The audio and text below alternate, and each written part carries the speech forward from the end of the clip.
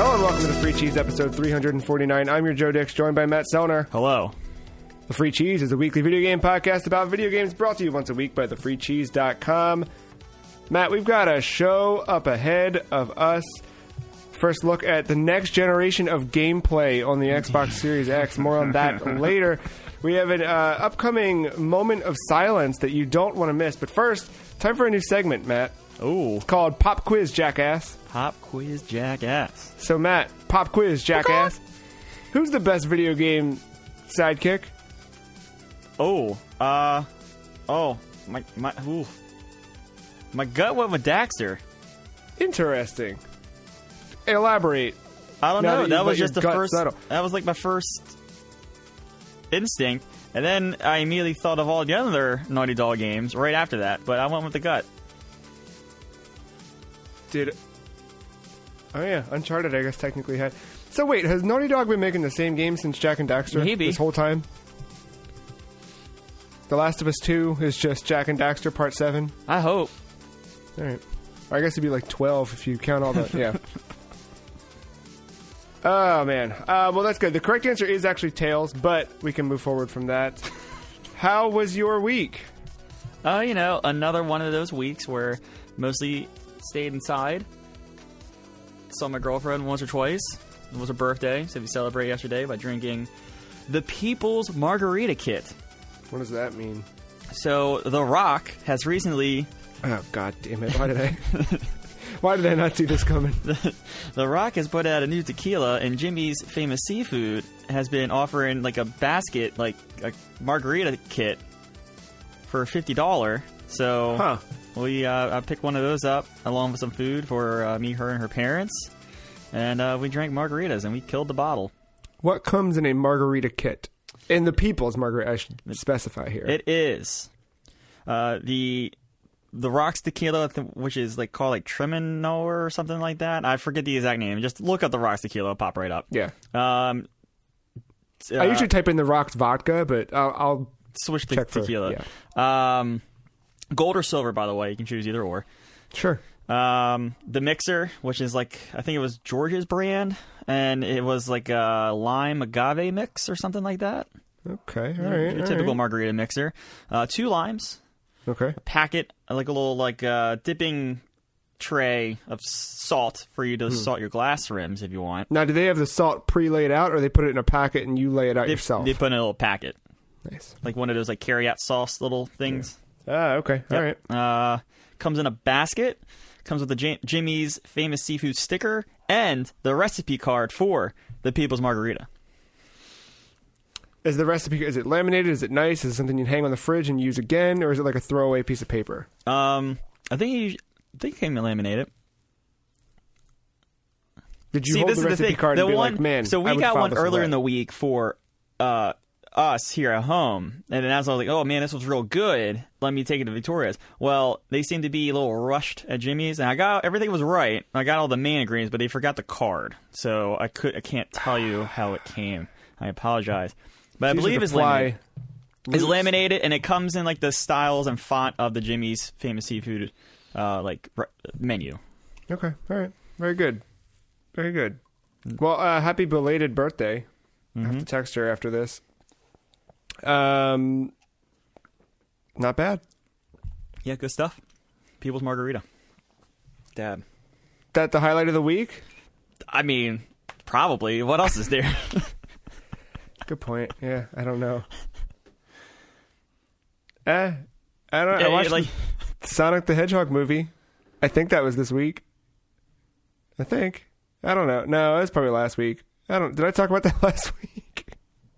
I think you did a little bit. Sure. Or you said you were going to watch it at some point. I know I successfully did watch it at this point. I don't know if I talked about it on air or not, but yeah. Well, still locked out of my Shudder account, so that's cool. No updates there. See, everything's the same. Just week after week. Changes. Oh my god. Well, every week we do talk about the video games we play, but before that, Matt, we do have to have a little moment of silence, as today marks the 2-year anniversary since the closing of Miitomo. So we'll just take a moment here for Mark. Just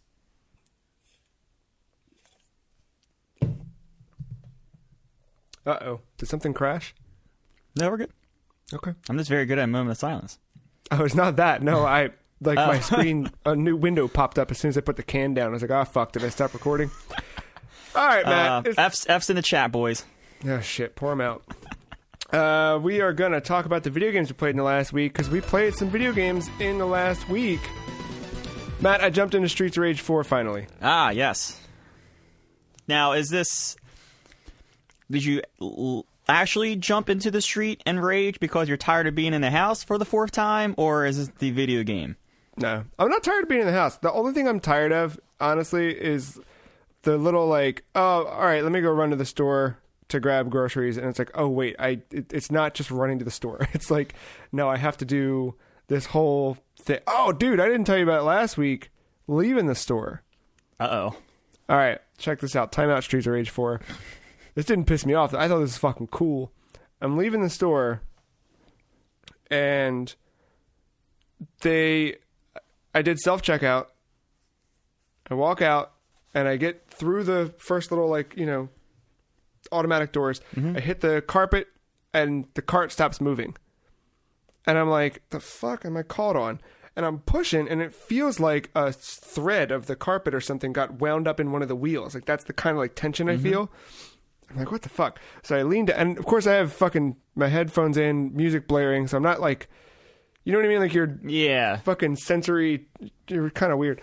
So I bend down and look to see, like, what's stuck, and I, like, feel a presence next to me. So I, like, pause my music and look up, and a lady who worked there was like, I got it. And I was like, okay, thank. I didn't know what she got because I didn't see anything stuck. And she was like, did you go through self-checkout? And I was like, yeah. She's like, that damn thing, they haven't figured it out yet. And I was like, what? She's like, it locks the cart down if you don't pay, but something about self-checkout isn't whatever. And I was like, wait, what? That is so fucking cool. She's like, no, it's not. It sucks because it keeps messing up and I have to come over and manually, like, I don't know what she had to do. I don't know if it was magnetized. I don't know what it was, but, like, literally it felt like I was stuck and it just wouldn't go. But she said they have so many people that just fill up their cart, walk through self-checkout, and walk right out the door. I was like, oh, okay. Didn't know that. Huh. Wow. It's wild. That's crazy. That was the highlight of the week. But no, I mean, honestly, the thing for me is, like, when I go out, I can't just, like, go out. It's like I got to suit up, and then when I come home, I throw everything in the wash and shower. I'm being, like, overly cautious, but still, whatever.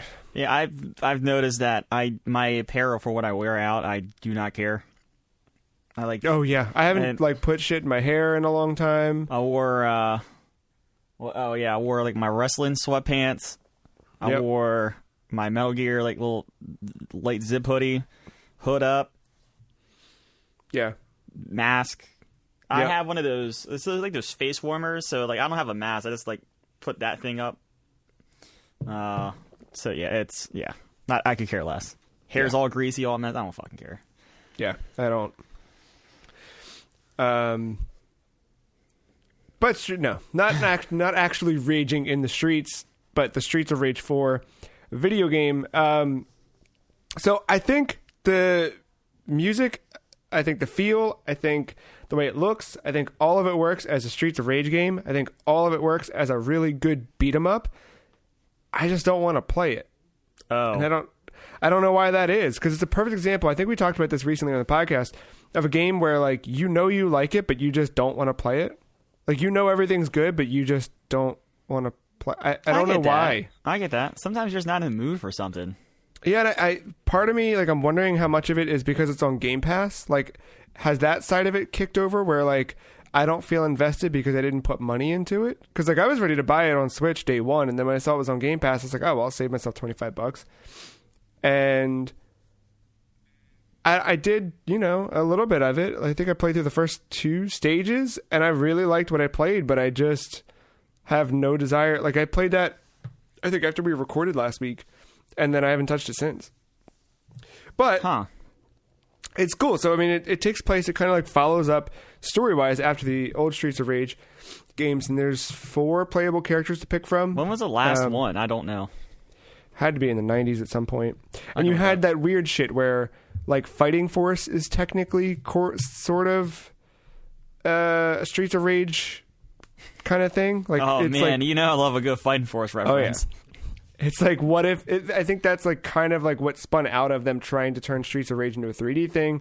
There was at some point a Streets of Rage 4 in development, I think, for Dreamcast, that was in 3D also. But it's been a while. So 94. When this was first announced, I was kind of like, like I didn't love the idea of the way it looked. I thought like that kind of hand-drawn art, sort of, I don't know how to describe it, but that like, I don't know, paintbrushy style to it, like didn't fit for some reason. But then in motion, like playing it, it's perfect. Like, it really is perfect. I think that the way it sounds too, I think that, so not all of the tracks are done by the original Streets of Rage composer, but the other composers who worked on these tracks, it still grabs the essence of what made Streets of Rage sound good. You know, as soon as you fire up Streets of Rage, particularly 2, you just kind of know that you're in it. Like, it has that kind of like synth 80s dark grimy New York kind of feel to it. So current day New York. Yeah, and this has it too. You know what I mean? Like, it still sounds the way it should. It feels the way it should. That's the most important thing, too. And they've added kind of a combo system to how you're attacking. So it's not just like punch, punch, punch, and nothing strings together, but you can sort of like string together punches and like flip kicks, depending on your character. But I just... I'm assuming you just play by yourself, right? That's all I played, but you can play with another person. Is it that maybe? Because like traditionally, like when I think beat 'em ups, I think like arcades immediately and 4 players being right next to one another, or at least 2. Yeah, I mean you're not wrong. Like when I was a kid playing Streets of Rage, my brother and I just played them on Genesis over and over again. I mean there's plenty of games like that, at least for me. Like Sea of Thieves. You'll never see me go into that game by myself, but like at this point, if like you or Mark or anyone was like, hey, you want to fucking sail? I was like, all right, sure, whatever, I'll jump in. It's like, what? I don't know. I can see it being one of those things. I do. I want to get back into it. I want to give it another shot. I'll be down to try. I know beat 'em ups aren't usually my thing, but like this combo system sounds like enough depth to maybe get that hook into me a little bit. So it's not as deep as, when I say combo system, at least what I experienced, it's not as deep as a fighting game system. It's not Shenmue deep. I understand. Right. No, it's not Shenmue deep. It's really good though. Like if you have been just dying for Streets of Rage 4, I think they did a good job. I think it's a really great game. I just didn't want to play it this weekend. I feel kind of like ashamed to say that in a way, you know what I mean? And like I feel bad not putting more time into it because I was so stoked for it leading up to it. But I don't know, but like to be fair, you had that moment with Final Fantasy VII, right? True. So I might come back in a week and be like, dude, this is the fucking game of the year. The only thing is like it won't take I'm not going to be the ignition in the Switch for you this time. When I was like, oh, I wrapped up Final Fantasy VII, you're like, oh, I haven't played it. It's not like that. Right, yeah. So I don't know. Like I said, I'd be down to try it. Yeah, and this has replay value too, because the story, I don't know if the story changes, but just playing with each character through the story mode is going to give you a different feel along the way. Each character kind of fights differently. They each have different special attacks. This kind of like big area of effect attack that they do.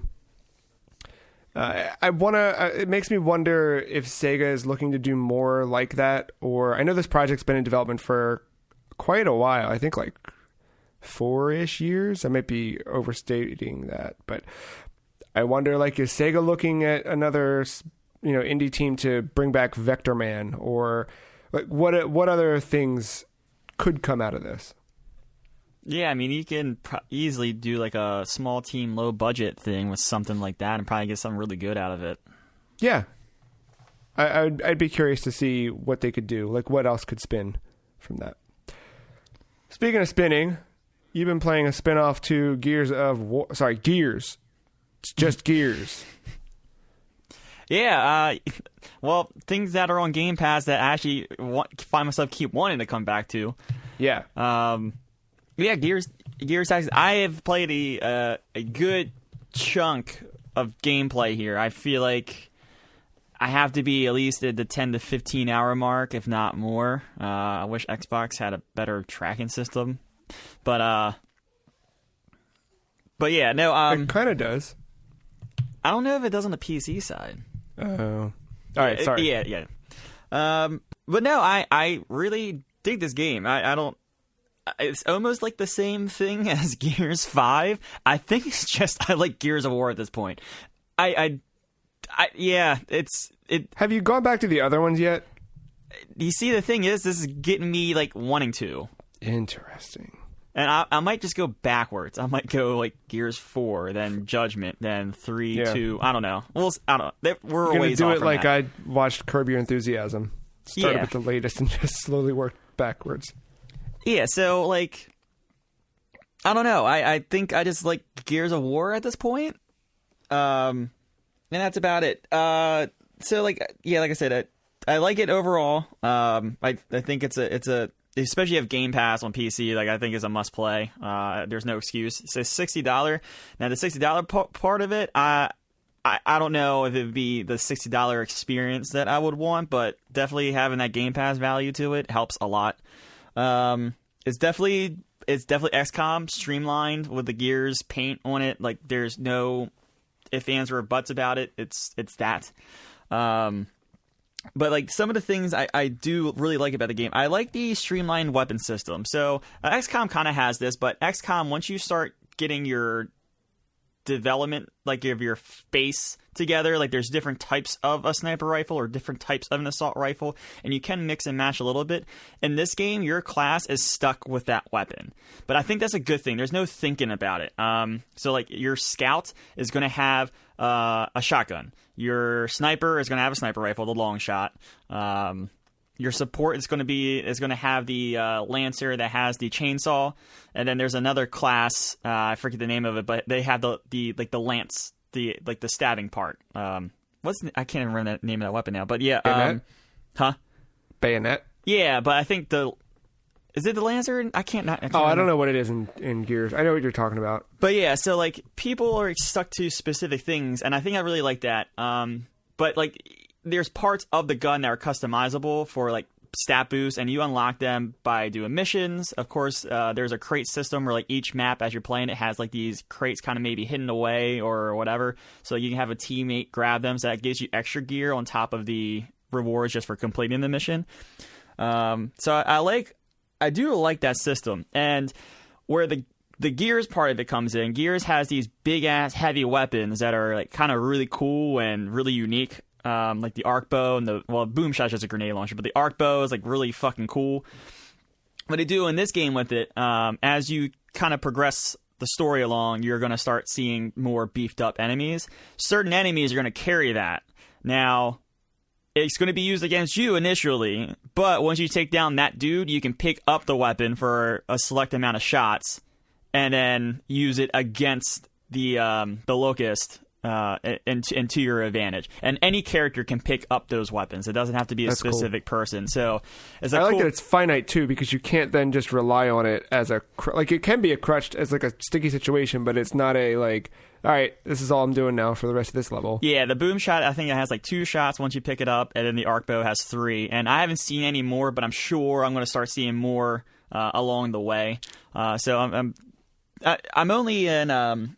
So that leads me to like the story here, but like the story is done by acts and chapters, like I said last week. But this is not like, all right, 4 chapters and then you're on to the next act. I think I'm still in Act 2. I think the first act went to 5 chapters, and this one, I believe I'm on 8. Now I'm at the end of the act. The description of the story of the mission makes it seem like I'm ready for the next act, but yeah, these are long acts, and this is where I think the game kind of feels a little bit like filler. You're gonna notice that some of these chapters have side missions that are requirements before the story mission. So I knew there was going to be side missions, but I thought what do they require? Sorry, the side missions. Is it like just like Is it like playing Fire Emblem where you'd have those like optional battles you could do? Is it like that kind of thing, but you're kind of forced into it, or is it? I honestly don't think I got far enough into Fire Emblem to see that stuff. But like, is it still? You're still doing a tactic based? Yeah, it's the same stuff, just maybe to different. I mean, the story missions are taking you through different ways of gameplay and objectives and stuff like that. Okay, But I didn't know if it was like, hey, go to this map and kill 3 of these things to collect 4 rocks and bring it back. No, so that we can build a thing. No, and, yeah. You have your generic. I mean, you have your mission types like a rescue mission. You have like destroy the this yellow goo. I think it's like emulsion or something like that. Like destroy that. Grab and go. Like pick up this thing that you need. There's this other unique mission type too, where like you're kind of forced to keep going up because these like grenades keep falling on you, and you have to keep kind of pushing up past that line. So like there's that kind of mission. I think it's called a scavenger run because you have to pick up these crates as you're running away from that stuff. So yeah, like they all do that. Whether it's side mission, story mission, they all kind of like mix in those same kind of 5 types of missions. But the thing with the side missions in this is like there's 3 menus when you're in your campaign. There's the home, there's missions, and then there's your barracks. Barracks is where, of course, you customize your characters and do all that stuff. But when you go to the missions, it will tell you what act and chapter you're in. And when it comes to the side mission, it just shows side missions, and it tells you must complete 2. Now, I am playing on a normal difficulty. I'm not sure that is going to influence on a harder difficulty or not, but they usually give me 3 to choose from, and I have to do 2. But the thing I kind of like about this, despite it being forced and kind of feeling fillery, you can't use the same squad. They are, quote, traveling back from the mission when you are set to go out on the next mission. And do they level up as you use them? Like, is there a benefit to... Yeah, there's a leveling system. I'll get to that in a moment here, but... So you have to do these side missions, but because of you not being able to use like the same people over and over again, you can't like it forces you to mix and match your thing, and you kind of have to maybe plan out ahead of time, seeing like, all right, well this mission is that, so this person would be good here. I may not want to use them here. So you do have to think about that part a little bit, and there's modifiers on these side missions too. So it might be hammer shot drones have 100% more damage, or there's a 20% health boost to the all locust enemies, and then like, or I don't know, I had one where it was like all grenade cooldowns are reduced by 2 turns, and then like that was a little bit OP because I have this person that has this armor on that it already reduces their cooldown by 2 turns. So like every turn I had a grenade, and it was just kind of like OP. I was just like flying through the mission. It was great. So like there's things like for you or against you, and then it kind of gives you an idea of what kind of gear you would get out of it. Like they do like the legendary, epic, rare. They do that like gear set thing. And it will kind of let you know, like, hey, you'll get something legendary for a weapon. It won't tell you what kind of weapon, but it'll be like it's a legendary thing for a weapon or for armor or whatever. So it's kind of like a give and take on the side mission stuff. The thing is, it kind of interferes with the story, because the story stuff, I mean, it's a Gears of War story. You're trying to take out Ukon. You find out that he is actually invulnerable. Like if you kill him, he comes back to life. So now it's a matter of like trying to deal with that, and you're trying to find supplies and plan out a thing or whatever. But you get rolling on the story missions, and like things are making sense, and then all of a sudden you're doing these side missions, and they try to give like these generic descriptors that saying why you might want to do this for the story, but it's just some intern got lucky and had to write a couple lines of script. That's what happened. So that's where like the pacing on the side mission, it just throws it all off. They're fun to play, like when you just generally like look at it and play. Like I'm having fun doing them. It's just like I can see where this was the filler to maybe make this more of a $60 product than it is for like, you know, a Game Pass thing. So that's like my one major gripe, I would say, with the game. It sucks that they're not skippable, or that they didn't like add more story stuff to it. But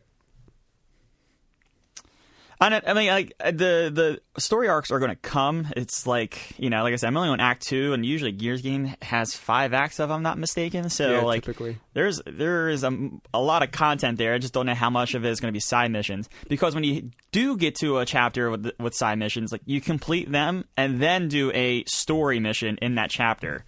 So you might end up doing 3 missions or whatever in a chapter. So I can, like I said, you can see where it's just like kind of padding up the game length here.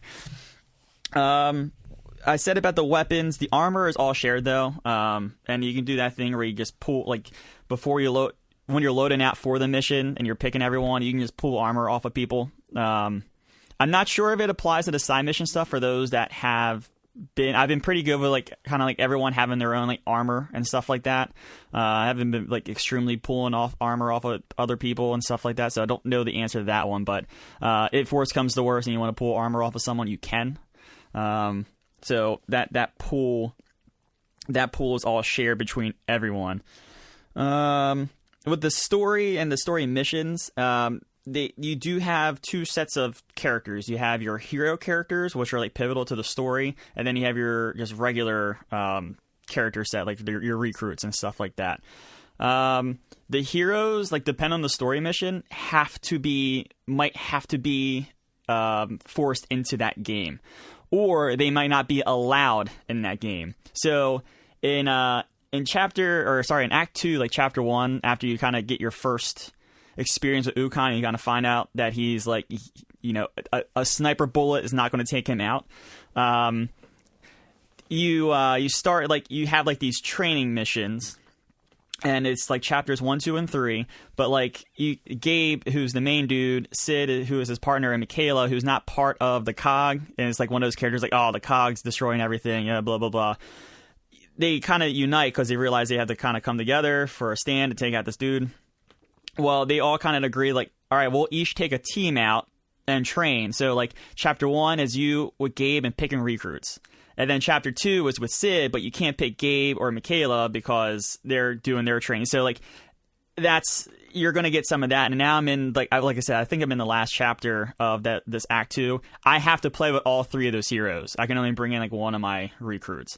The heroes, they have the same skill tree. They're different classes, of course, so at least you got variety. They're not all the same. So, but you can kind of make them however you want as far as skills or whatever. You got the freedom there. But yeah, you do want to kind of make sure you're using them, and especially in those side missions, because you're going to be underpowered going into some of these story missions, especially ones that have like a boss attached to it or whatever. So with the recruits, you get them two ways. One way is to just kind of randomly pop up in a pool, and you can pick them, and you have a cap to how many you can have, and that increases as the game goes along. Or you can, those rescue missions where you're getting people out of pods, they can come onto your team as well if you choose to do so. I don't know why you would do that, though. The rescue survivors already have a portion of their skill tree filled out, and you can't customize it until you get a new level. The recruits, they come at like level 4 but with no stats, so you can just they automatically give you the skill points to bump up the trees. I don't know. It's like when you find a new weapon in Final Fantasy VII. Yeah, is exactly like that. So like, I don't understand why I would keep using the rescue unless they have more of their tree filled out, and I just haven't noticed that or whatever. But yeah, at this point, like, whenever I get the rescue people, because at that, like, once you rescue them, at that point they become part of your party, so you can start using them like right away in that mission. I see some abilities that I didn't think were useful that are on them, and I'm like, oh shit, that's actually kind of useful. It just makes me like, all right, well, the next time I see a recruit in that class, I'll make sure to kind of guide my tree there. With the leveling system, I got to level 3 on a lot of these characters quite quickly, and then level 4, and then level 5. There's a huge drastic gap in the experience there, I think. I don't know if I started playing differently or not, but I feel like 1 to 3 was pretty quick, and I got those 4 skill points to get up the tree, and then 4 and 5 came, and it's as a crawl. So I found that early on. Do you know what the max level is? I don't know. I don't know. I don't know. But the way the skill tree works, like, you start in the middle and you can kind of branch out into corners, and you might be like a support class, but they have the corners labeled as like these subclasses, kind of like, and you can do hybrids, but like I said, because the leveling is not as quick as I thought it was going to initially be, maybe doing a hybrid is not the best idea. Maybe making like that, going all the way into that corner of a subclass is the best bet, so you get some like really good skills for that particular like area.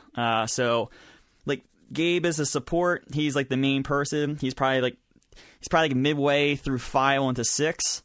because I try to use him all the time. Like, he is a healer. Like, I've made him a healer, and he's got really good healing powers, and he's got really good armor to help his healing powers. But, like, my initial thought was to maybe make him a hybrid because he's a hero and try to do all this stuff, but I have to, like, scrap that idea. And the cool thing with this game, you can reset skill trees. You get these tokens that you earn through just doing the missions and progressing along.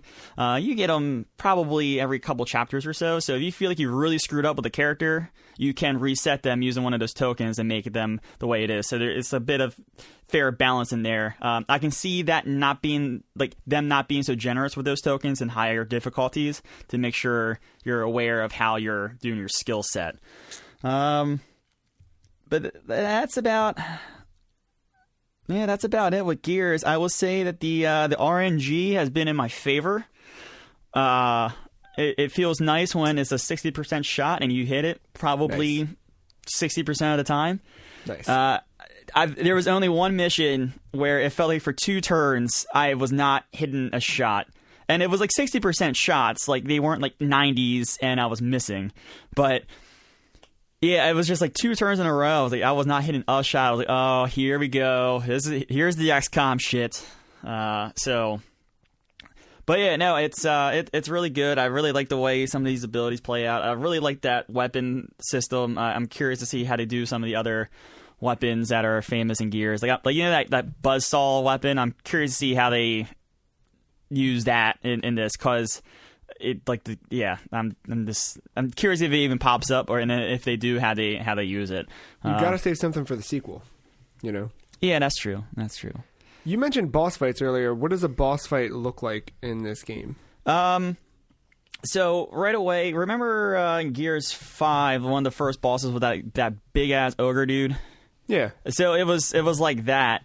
So it was this guy, like you all were like in this arena, and it was like 2 on one side, 2 on the other. Now you could like cross sides, but the point of it was you wanted to shoot at these like emulsion tanks, because they would explode and do a dent. So the thing was, like, if you shot at him, he would turn towards the other side, and then the other team could then shoot, and you can kind of like alternate those shots back and forth. But then different things started popping up, whether they were being dropped in or coming from these holes. Oh, I didn't talk about that last week. So one of the cool things, those like holes, because they come from underground. So in some missions, you can actually see the hole. That's what they're called, emergence holes. You can see them start to break, and you actually have a turn to get over to it and plant a grenade to destroy it before it actually breaks. Now, once it breaks, like, it is open, and enemies will keep pouring out of it every turn until it closes up, but it usually takes like 4 or 5 turns for that to happen. Oh, wow. But you can throw a grenade into the hole and kill it.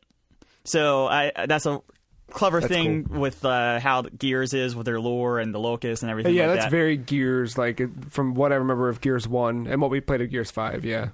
So I think that's a really cool mechanic. Like I said, it's very.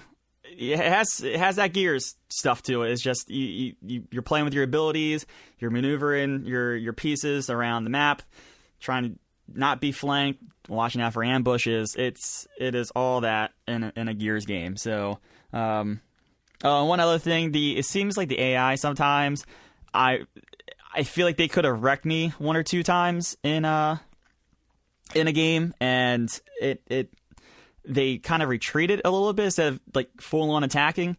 I think that's just the difficulty I'm playing on, but yeah, there's a couple times where they did not like take shots I thought they were going to take after I realized I screwed up. And so it's a little bit, I guess, forgiving there. But yeah, so I know I was talking about that boss fight, but yeah, that was pretty much it. It was like shooting in the back, making him turn around, and then he will like come over, he will stomp on you, do whatever, or like he had like machine guns on his hands, so like you had to watch out for that. Yeah, it played around with the formula against like a famous Gears enemy, so...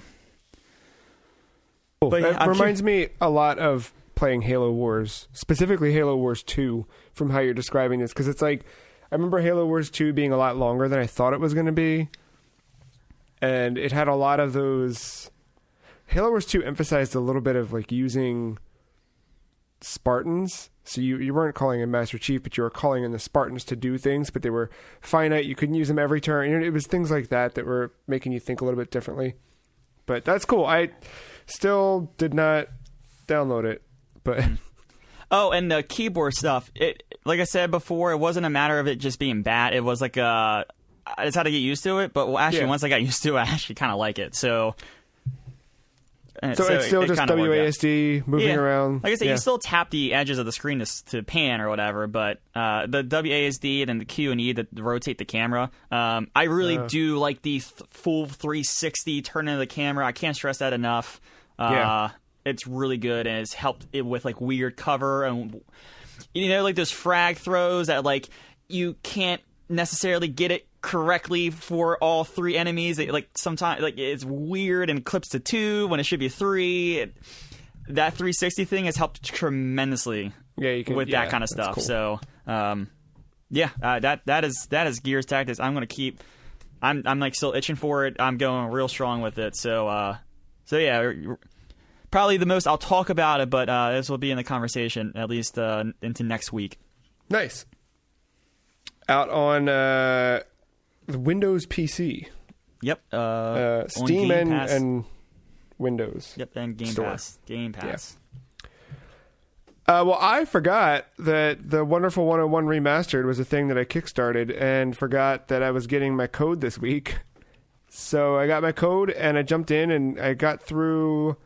The first there's like a tutorial mission, and then there's a major mission with 13 or so little mini chapters. It's kind of weird. Like, if you look at it from a top-down perspective, you could pull all the way out. You're kind of running along this whole big city block, city area, but each little chunk of the city is gated off as a little chapter within the chapter that you're playing.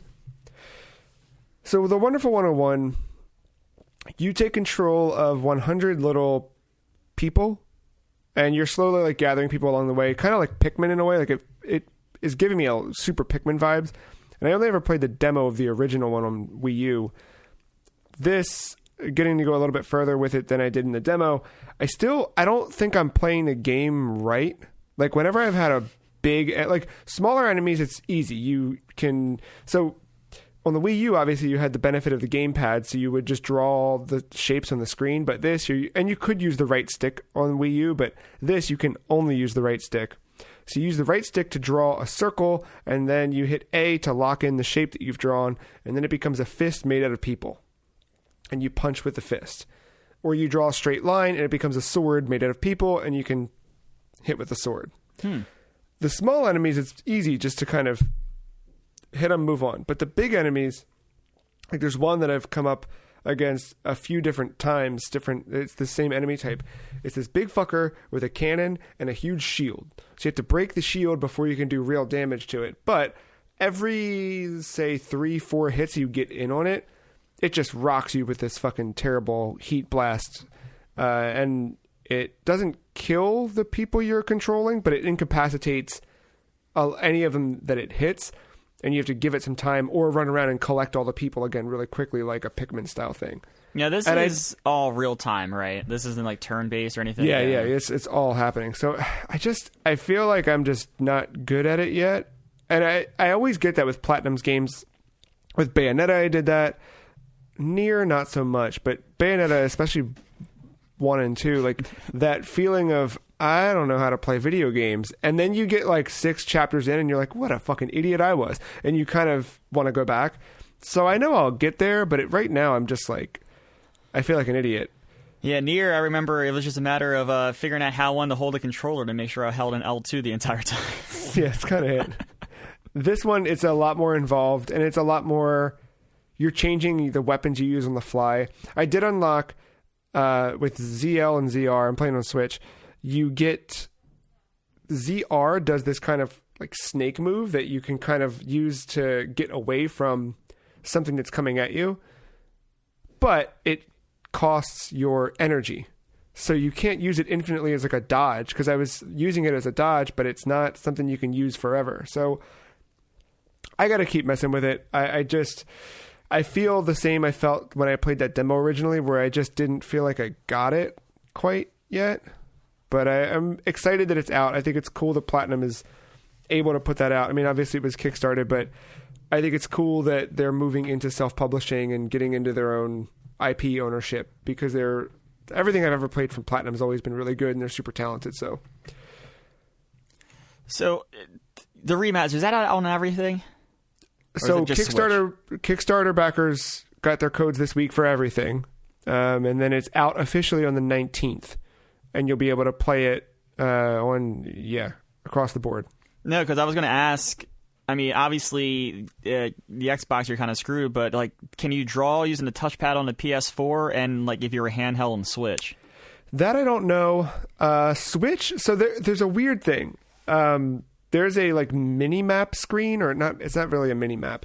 It's kind of like a grid that shows you little dot indicators of the shape that your people are in. It's kind of hard to explain, but it's like a HUD in a way. Yeah. And that was obviously mapped to the Wii U gamepad, but now they just tuck it in the bottom right corner of the screen, and you can change its transparency, and you can turn it completely. If you just hit select, it like makes it disappear. My guess on PS4 is that you'd probably click in the touchpad to pull it up, and you can on Switch you could do a thing where if you press and hold it, you can put them side by side. So you have two black bars on your TV, and you have the gameplay screen on the left and this what would have been bottom screen on the right. It looked like playing the DS games on Wii U emulation. It's a little weird, but I haven't really had a need for that screen too much. It lets you change the leader, so if you want to swap out to one of the other superhero characters, you can be one of them instead. But you're still ultimately doing the different moves with each one. Now, when you said you're drawing with the circle, like, are you like, is there like a cursor or something on the screen, and you're like holding a button and dragging it, and like clicking A, or is it like free, like I don't know, like doing semicircle like combos in a Street Fighter or something like that? It's closer to Street Fighter. I think that's the thing that I'm having a really tough time with, is my muscle memory wants me to pull the right stick to change the camera angle, but it's a fixed camera in most places. So I start to do that, and then as soon as you push that right stick, it completely disrupts gameplay, because it at that point moves it into drawing mode. So the circles, it is quick like a Street Fighter, just like quick sweep. But if you draw it for longer, like if you really make a big circle, it'll put more of the citizens into the fist. So you have a bigger fist. Or if you push straight for as long as you can, it'll fill the sword up with as many people as possible, and you get this huge sword instead of a little small one. So it's varied in that way. And I know there's going to be other things you unlock. It's just a lot of management of what you're doing and how you're doing it, I think. But I like it, generally speaking. I mean, that's how I feel like that's every RTS. I'm not very good at them. I can't think that fast. That's why I really like turn-based tactic stuff. I'm trying to treat this more like a Bayonetta. Like, I'm trying to think of it through that way of playing it like an action game first. It's just hard. There's a lot of systems to manage, and I was playing it while watching a show, so I was kind of like half paying attention to both of them. You know what I mean? Either, yeah. So, now, we've brought it up a couple times here, Matt. We talked about one of the greats, so it would be difficult for me not to acknowledge that I brought an old friend back into my life this week. Oh, boy. I haven't seen that in weeks. You don't know how happy I am that I haven't seen it in weeks, but you just ruined that. I can hear it. Yeah, the Fisher-Price plastic. Yep, there it is. So, I don't know why... or what, but I completely fell back into The Legend of Zelda: The Wind Waker HD this week. All right, well, I'll give you that. At least it's a GameCube game. Yeah. So, did you ever play Wind Waker? No. Or Breath of the Wild was really your first Zelda, right? I played a lot of Twilight Princess. That's the one. I tried in college to get through that tutorial, not great enough time, but it lost me. So I played Wind Waker whenever I got my Wii U. I got my Wii U, I think, just over a year after launch. So at that point, some games had come out. I think it was just a few months after Wind Waker came out, and it was definitely one of the first games I bought. I started it. I remember playing some of it and just fell off. I don't know why or what. It just felt weird, but I went back in, and I am, as of last night, I got all the 8 Triforce pieces. I'm on the way to go kill Ganon. So I had no idea how good this game was. Like, obviously, Nintendo games, first-party games like that, they always have this kind of level where even the bad ones are still good, you know? But I didn't know how good Wind Waker was. And it makes me mad, like, remembering all the... Like, I never had any of that animosity towards it because I just wasn't part of that scene when Wind Waker was announced and people were upset that it wasn't a grown-up Link. I remember that. I don't remember any of it, but like, fuck those kids for being mad about that, because this game is fantastic. I got a couple highlights, like, just thinking back over the last week of playing it. The first time you get to Hyrule Temple, so this game is this genius, like, recapitulation of the original Legend of Zelda on NES. Like, you think about that game, it is this big world map, and you have to go through every corner and go through each dungeon to get the Triforce pieces so you can get the Triforce back together and kill Ganon. And this is exactly the same, except, whoops, we're a pirate now. Like, you're sailing now. It's still that traveling over this map, find the Triforce pieces, but that's after you do some other things and you do different dungeons. It's just been really refreshing, I think. Sailing gives you that same kind of feeling you get when you're sailing in Sea of Thieves. Like, it really feels like I'm exploring and I'm, like, learning the land. And it feels, again, akin to the old NES game, where when you're wandering through the NES game or Breath of the Wild, like, you have that sense of discovery, like, what's going to be on the next screen? What's going to be over there? And as you're playing this, like, your map is laid out with question marks all over it and just blank spaces. And as you move through, there's a little fish that swims by. And if you throw bait out, he'll come up and he'll fill in your map for you and tell you a little, like, secret or teaser about where you're sitting or floating, or an island nearby or something like that. And just little by little, I worked my way through. I filled in the map. I was exploring all these places, and it's just super refreshing. I didn't expect, one, to be playing this game again, but two, for it to be as good as it is, because I always kind of had, like, an assumption of what the Wind Waker was, but not really, I didn't know. And it really is one of the best. Sorry, I was about to overstep, but it's one of the best Zelda games I've ever played. I started running through kind of a checklist of which ones do I have left, and I just can't, like, Majora's Mask, as much as I want to, something about it I just can't get past wherever I'm at in that. I think it's the resetting time thing in that game. It's just tough to, like, constantly feel like I'm going, and I know that if I can just sit down and do it, it probably is fine. Same way with Wind Waker, but I never got there. This, I think, this is my first 3D Zelda since Breath of the Wild, I think. It's at least the first new one. I tried like some Skyward Sword after Breath of the Wild and just didn't get super far in that either. That's for a different, like, that one was very, you'd take a step and then the sword would pop up and go. It was, like, worse than Navi in terms of holding your hand with things. But returning to a 3D Zelda with proper dungeons is as refreshing as it is restrictive, because in Breath of the Wild, you would kind of wander, you'd find a shrine, you go in, it's a short little puzzle, and you'd move your way through. And of course, you had those big, what were they called? I don't remember now. Big animals you go inside of, and whatever those were, oh god, it's going to bother me. But you would go in there, and they were more dungeon-esque, but they weren't as varied. You know, like, not that in Breath of the Wild I was looking for the Water Temple and the Forest Temple, but all of the ones in, what the hell were they called? The Great Somethings? Yeah. All of those that you did, they were very much similar architecture on the inside. Obviously, the puzzles you were doing, each of them had their own little elemental theme to it, but visually they all kind of bled together a little bit.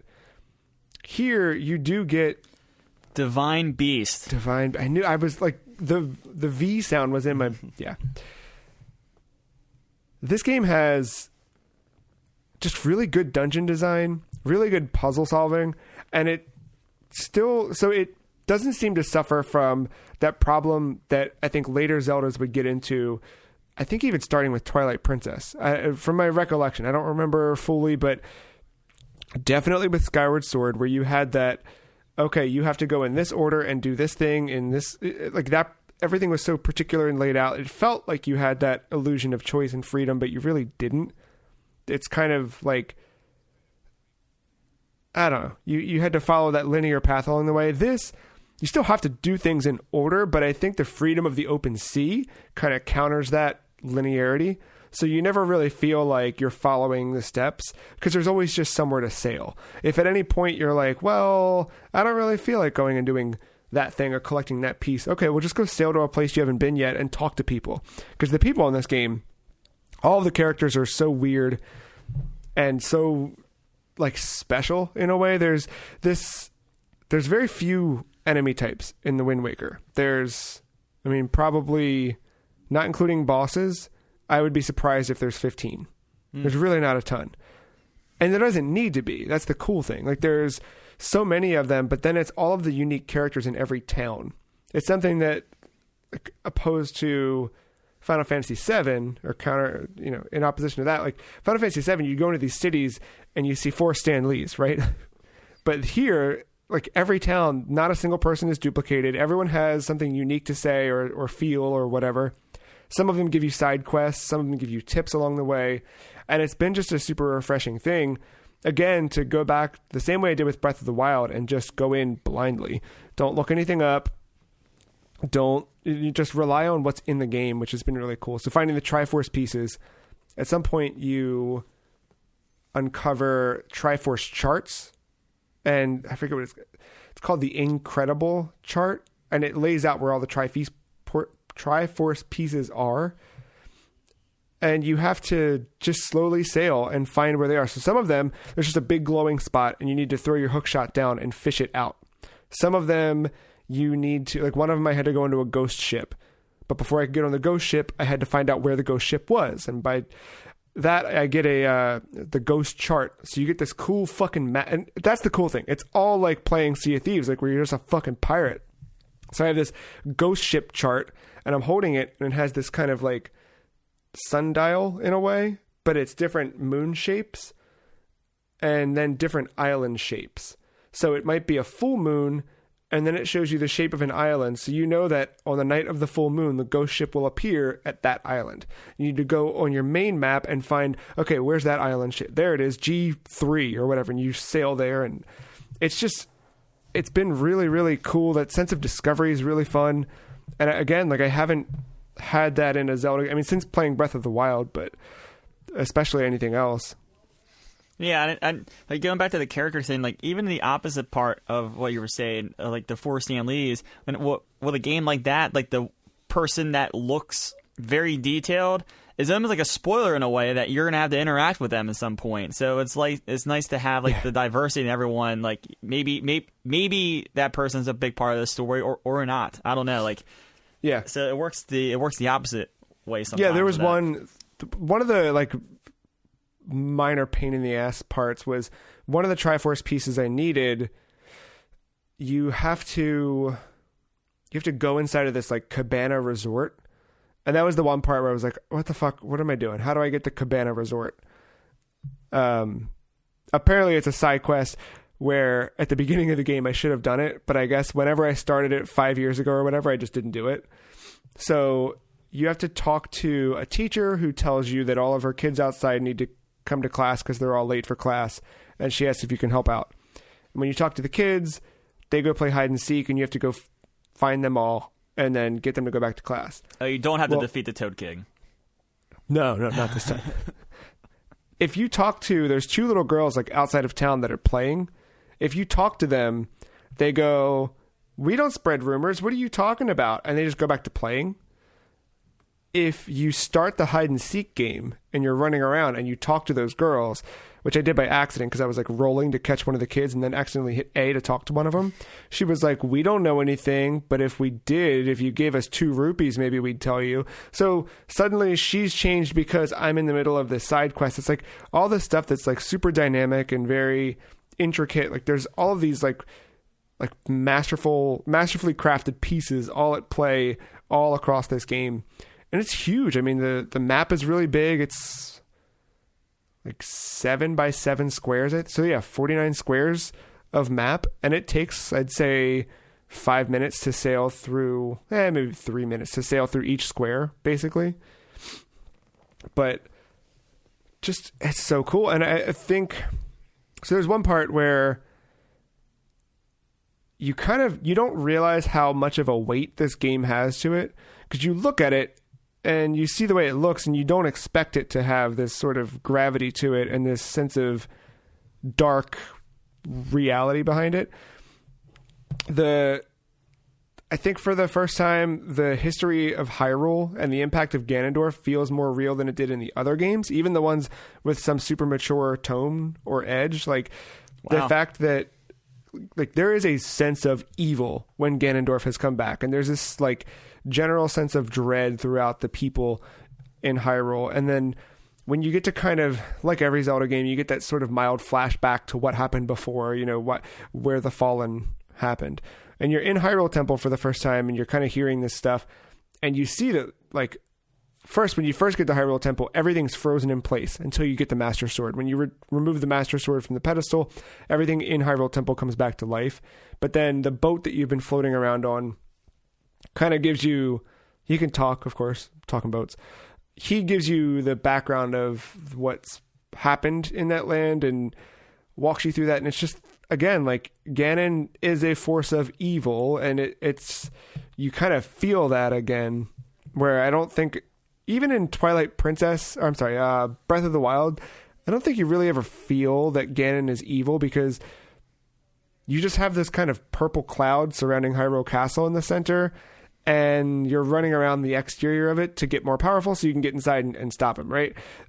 This, and the whole thing there is that, like, Zelda's inside keeping him at bay from infecting all of Hyrule, except he has infected some of Hyrule, whatever. This game, like, there's different moments where when you talk to people, you can kind of just feel that, like, Ganondorf is present in a way. And you kind of feel that idea of what evil is, and having to protect the land of Hyrule from it. I mean, sometimes I can see the aesthetic really, I know you said it for a game that looks like this, it's weird, but, like, when you have such bright colors and everything looks so happy, then you introduce, like, darkness to it. Like, there's a huge contrast, and I think that contrast also helps, you know, get that theme or mood that the game's trying to get. So I think I would say, like, the aesthetic actually helps with that. Yeah, I think it's really effective, because I think you're right. I think in a game where it's like, hey, look how serious and badass this Link is, look how serious and badass this thing is, of course there's going to be a serious and badass thing, but it's you're sailing, you're having fun, people are smiling, kids are whatever, and all the bright colors and everything, and then to have this kind of overtone. Yeah, like Twilight. I think of Twilight Princess. Like, it's just like a gray game, so when it gets even grayer, it's not. Yeah, like, it's scary, but it's not scary. Yeah. There's definitely this, like, oh, wow. You know, and there's, like, I think the localization team did a good job, too, of, like, putting these little moments in. Like, I remember, so at one point you learn different songs along the way, right? You have the Wind Waker, the little thing, the baton that he conducts with. And you learn this song. The boat tells you have to go to this one temple and this other temple. And when you get to each of them, you can't get in until you have certain items. Then you have to sail and go get the other items. Then you make it back, and there's sages inside. So there's the wind sage and the earth sage. And they both kind of tell you, oh, I was here to pray for the land of Hyrule to keep evil out. And Ganon took advantage of that, and now I'm just trapped in limbo, and he's here, and everything sucks, and this is fucked. And they say, like, can you go find the one who should take my place and play this song for them? And the one, you go back to this little Rito girl. Rito are the bird people. You go and you find her in the one town, and she's just kind of hanging out playing a harp, as you do. And you go up and play the song for her, and she kind of, like, blinks and looks at you. And the line, I wrote it down because it was, like, so striking, like in a Zelda game, like, thinking, like, where this is coming from. But she was like, that song, it's almost like something I've forgotten is trying to be remembered. I was like, ooh, like that trying to be remembered, because, like, that sage has been trapped in this place just praying that Ganon won't come back for centuries, just trying to be remembered. It was just like a striking little moment, and then you have to take her back there so that she can help. That was kind of the dip of the game, honestly, after that, because you do these 2 dungeons where you have to carry, literally, sometimes, a non-playable character. So it's a lot of jumping back and forth between having them follow you or playing a song that lets you take direct control of them, and they don't feel perfect the way that Link kind of feels perfect. So that was kind of slow, but then when it got to go get the rest of the Triforce pieces, I had a lot of fun sailing around and getting them, and then now it's... I did the thing last night where I was like, do I stay up and beat it, or I'm just going to go to bed? So... I mean, to be fair, that was around the heyday of the escort missions and everyone hating them. Resident Evil 4 is around that time, so... Yeah, it's par for the course. I think it works, though. I think that it did give you another connection with these characters, and I don't know what their outcome's going to be. Because they are supposed to become the new sages or whatever, so I don't know if I'll feel bad because I've spent time with them or if I won't care, but it sucks because I kind of know the final fight a little bit just from seeing it throughout the years, so that's not going to be a super surprise, but I'm sure the story will still surprise me and stuff.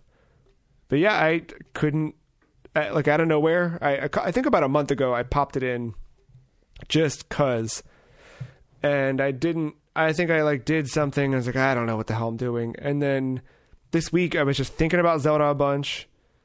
I did that thing where I was kind of poking around and I accidentally bought a book. Yeah, I bought sure. like, it was like an art book or something for Zelda that just had art from every single one of the games and like key art advertisements and stuff for them. And I was like flipping through that and I was like, all right, let me make my little checklist here. What Zelda games are left in the run? So it was there. It was kind of like between that and Majora's Mask, and I really didn't want to play Majora's Mask right now. But I'm super happy that I jumped into this. And Mark was right. For years and years and years, the combat in this game is the best in the series. Like, there's actual, like, without having to do motion control, swipe left, swipe right, you can push on the joystick to, like, swing your swords different ways, and like there's all these cool counterattacks. It's a lot of fun just to go beat the shit out of things. They have this like 50-layer dungeon that you go down, and it's where one of the Triforce pieces is on the 30th floor. But I did that, and it's just so much fun just running through and just like laying waste to all these fools. Well, that's it. And then I'm just hanging out with the Wii U mostly, you know? The cool thing I forgot about, Nintendo used to do this thing, Matt, called Virtual Console. Oh, yeah. That's a long time. So I spent $20 after I turned off Wind Waker for the night because I want to support Virtual Console. Oh, Matt. yeah. I did my duty and I pinged the F-Zero server so somebody can see that something's coming. I bought F-Zero X and I did like a cup in that. That game's so fucking good, man. Mark told me about that. Mark's just been ahead of the curve on all this stuff for years and years and years.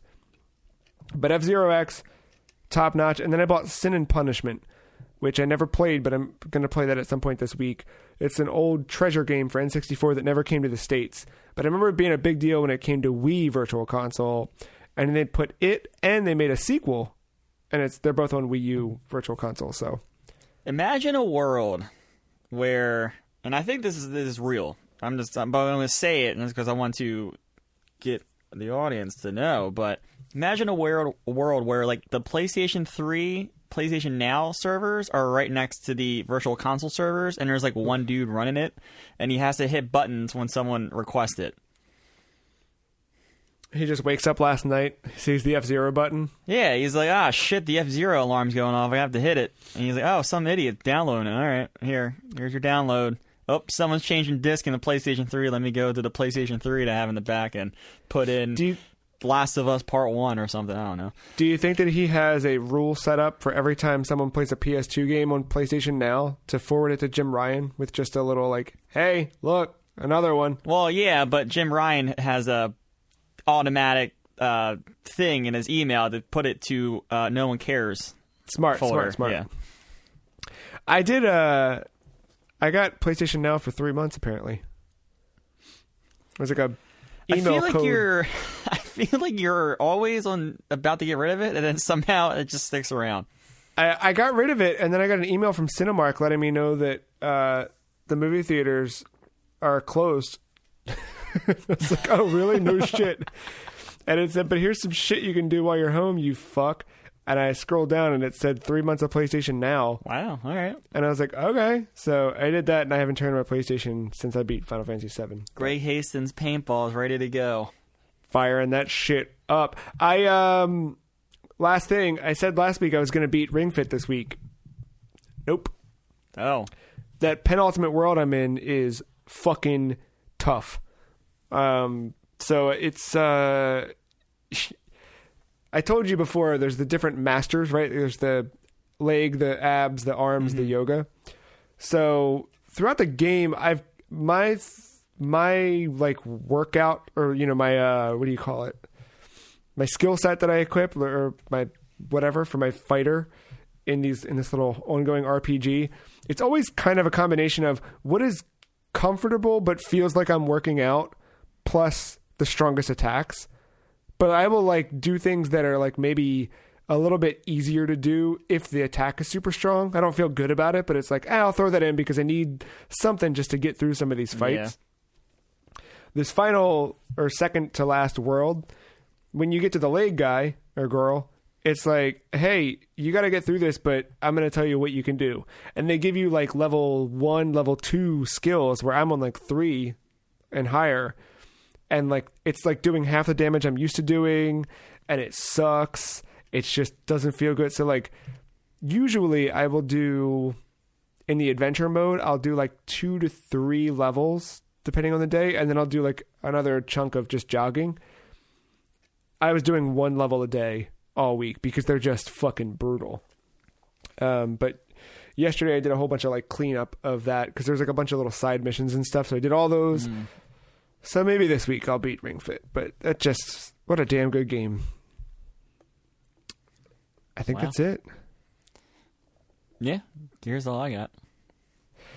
Well, why don't we take a little break, and then we've got a lot of news from the week. Inside Xbox happened this week.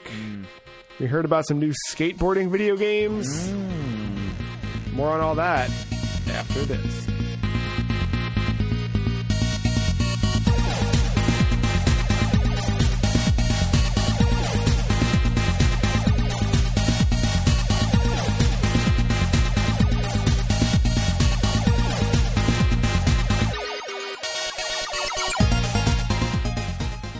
Matt, I've got a video game announcement roundup for you. You ready for this one? All right.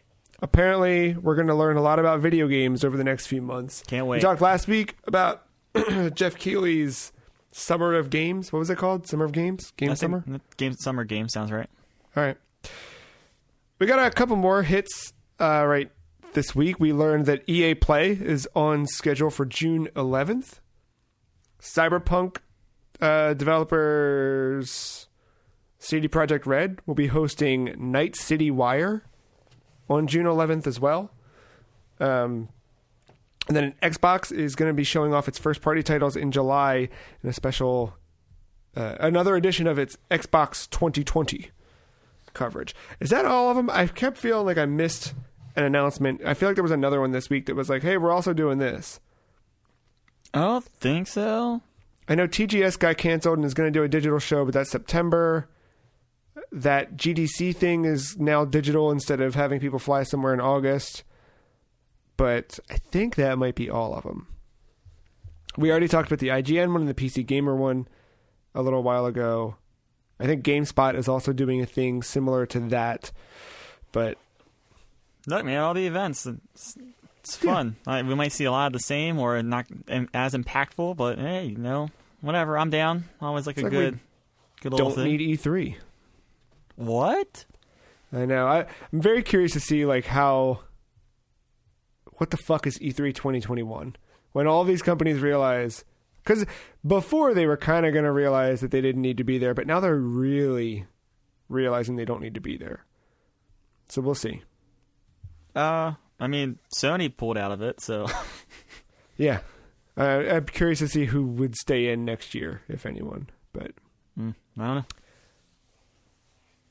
There was an interview with the director of Call of Duty Warzone, Yeah, I think it's the narrative director, and then I forget who the other person is. The creative director at Raven Software is the other person. Yeah, that's it. So what is the deal with this little interview, Call of Duty Warzone? We hear a little bit about the future of the game. We hear a little bit about changes. Yeah, they kind of the headlines from this that you may have been seeing on other sites is pretty much that one. Warzone seems to be a thread that will go through a new main entry into the Call of Duty franchise.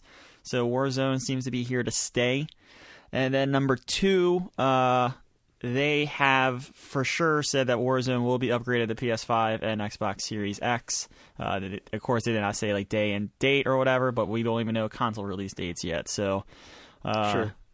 So wait, when you say Warzone is here to stay, is that like there will be a Warzone mode in each game, or this one mode is going to kind of Warzone, like this mode is going to be like, I guess Modern Warfare's client is just going to kind of keep going on with Warzone, and they will continue to update it, even though like the next game could be Black Ops I. Right. So I don't know. But there was some stuff with the narrative director being a part of this. There's some like weird lore stuff I did not think they were really even considering in this. They kept talking about like how like they really want to make sure that everything's staying inside the universe of Modern Warfare, like the new rebooted one. They said they've considered that with multiplayer and the co-op stuff, because the co-op stuff is kind of like a follow-up to the actual campaign. But then they were saying like they have plans for of course for like map changes and stuff like that along the way that's going to represent the lore. And then they were just saying like. They were talking about it very weird, like who was why are all these soldiers battling out, like who is controlling the strings and all this. So like I think they're trying to really ground this in some way, and I'm just really curious as the seasons go along how that's gonna work, if they're really gonna lean into that or they're saying it. Is that a reaction to how Apex has a kind of running story, and I guess Fortnite does as well? Is that where it's coming from, or I don't know. Does that keep you pulled in? I don't know. If, like the story in Warzone is not going to keep you pulled in. Like it is what it is. You drop in, it's 150 people, 152 if you're playing quads, and it whatever. Yeah. But I don't know. It's just interesting. I've never thought of Warzone in that way, and to think there's some dude that's like overseeing the whole narrative process. I mean, they did put out like in one of the patches there, you can find these red access cards, but they don't do anything yet. So people are like kind of curious if like the red section of the map is going to become available with these cards somehow. So I don't know. That's kind of cool. There's a lot of theories about how that map's going to change. I think the most popular one, the one I kind of like, is the dam idea. Right now, the dam is frozen, and any like water thing is frozen because it came out in winter. I have a feeling in the spring, maybe next season, we might get the introduction of boats, because there is like a big like ice air like thing. Oh no, the dam could flood out, and there's this big valley that could become like a giant river that runs all throughout the map from the north to the south. So I can see I like that approach to seasons. Like, fuck all this, like, hey, now we've got DJ Marshmallow in the game. Like, no, let's freeze shit when it's cold. Let's heat things up when it's hot. I like that. But that was like that, and that's where like I really like they're really thinking about the narrative part of it, because the things that they're going to do with the map is not like if some fucking comment's going to come down like in Fortnite or anything like that. Like it's going to be real ass like shit that could happen in this map. That's cool. So like I don't know, I can easily see like an area of it being like nuked out or bombed out. Like I can see where they're thinking of how to change the map. Warzone here to stay. Unlike Mick Gordon, Ew. An open letter from Marty Stratton of id to the Doom subreddit kind of talks about, sheds some light on recent events surrounding Doom Eternal's original soundtrack and Mick Gordon. The gist of the letter, I really encourage you to read the letter in full. do not just take what I'm saying as fact here. But I did not read the whole thing. Is, I got like halfway through. I was like, I got to read this later, and then I forgot to pick it back up. The gist is that Mick Gordon missed some deadlines, and an internal id engineer worked on what he could to make the OST. The OST was supposed to hit with collector's editions of the physical version of Doom. I think that's the case. And they needed it by a certain point so they could hit that deadline. He missed a deadline. There was a lot of back and forth. He missed a couple deadlines back and forth. So they worked with an internal audio engineer to finish mastering the OST. After it came out, people started saying, this sounds kind of weird. And Mick Gordon was randomly DMing people, damning the OST mixing, saying he would never do that and he probably won't work with Bethesda again. At that point, people began harassing that audio engineer. They found out who it was, began harassing him, and that's where Marty Stratton comes in saying, okay, there's been a lot of back and forth. Let's get this out on the table because we're not going to have you harassing somebody who just did what they were supposed to do, who tried to save this and salvage this. Doom DLC will be moving forward without Mick Gordon, and likely whatever Doom sequel probably will not have Mick Gordon as well. Again, read the full letter. That's my summary, but that's kind of the idea, is that some deadlines were missed. They went back and forth trying some things. It just wasn't going to happen. Someone else did it, and then everybody's mad. Does this matter to you? Does Mick Gordon make Doom for you? I mean, I think he's a big part of it, but like I'm not going to say that anyone can do what he does, but I feel like you can get similar. I mean, we were just talking about Streets of Rage 4, right? You said the composer didn't do all the tracks, but everything kind of sounds like it should, like how you would think of Streets of Rage. So yeah, I think it's possible. I think part of it was like the Doom soundtrack was so good when everything was rebooted, and that was a huge part of it and everything like that, and Mick Gordon's name was behind it. And that's where I think it was like, is Mick Gordon. I think you can keep that same kind of music, but have maybe a different name on it. I don't like, it maybe won't sound like exactly the same. Like, when you compare like DJ's music, like you can kind of tell like a Marshmello song from like another DJ's song. They have like these different cadences, like the similar like things they go back to in their music, but.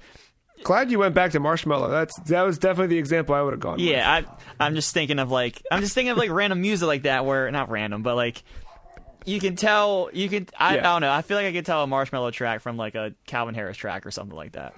I don't know any of the things you just said. I love that. Let's know go what Marshmello is.